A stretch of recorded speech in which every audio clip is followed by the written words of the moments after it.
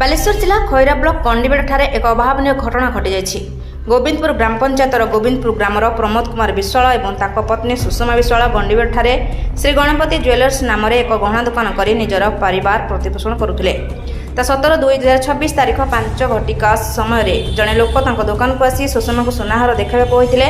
ସୁଷମା ତାଙ୍କୁ ସୁନାହାର ଦେଖାଇବା ସମୟରେ ଲୋକ ଜଣକ ପକେଟରେ ଆଣିଥିବା ଏକ ସେମ୍ ଡିଜାଇନର ସିଟି ଗୋଲ୍ଡ ଚେନ୍କୁ ବଦଳାଇ ସୁନାହାର ନେଇଯାଇଥିଲା। 21 ତାରିଖ ଦିନ ସୁଷମାଙ୍କ ସ୍ୱାମୀ ପ୍ରମୋଦ ଲକର ଖୋଲି ଦେଖିଲା ବେଳକୁ ସୁନାହାର ପରିବର୍ତ୍ତେ ସିଟି ଗୋଲ୍ଡ ହାର ଅଛି।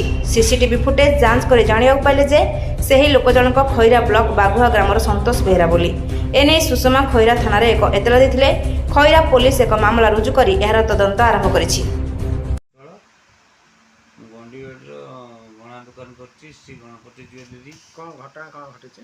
ଘଟଣା ହେଉଛି କି 17 ତାରିଖ ଦିନ 5ଟା 17 ଟାଇମ୍ର ଜଣେ କଷ୍ଟମର ଆମ ଦୋକାନକୁ ଆସିକି, ଯାହାର ନାମ ସନ୍ତୋଷ ବେହେରା ଆଉ ବାପା ନା ବାବାଜୀ ବେହେରା, ଘର ବାଘୁଆ, ତ ଏଇଟା ଶିମୁଳିଆ ବ୍ଲକର ଛୁଆ।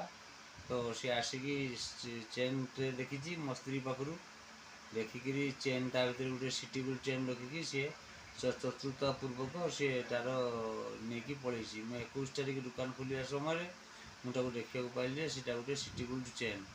ଏ ବାବଦରେ ଆମେ ଖଇରା ଥାନାରେ ଲିଖିତ ଅଭିଯୋଗ କରିଛୁ। ଜାଣିଲେ କେମିତି ସେଇ ପିଲା ନେଇଛି ବୋଲି?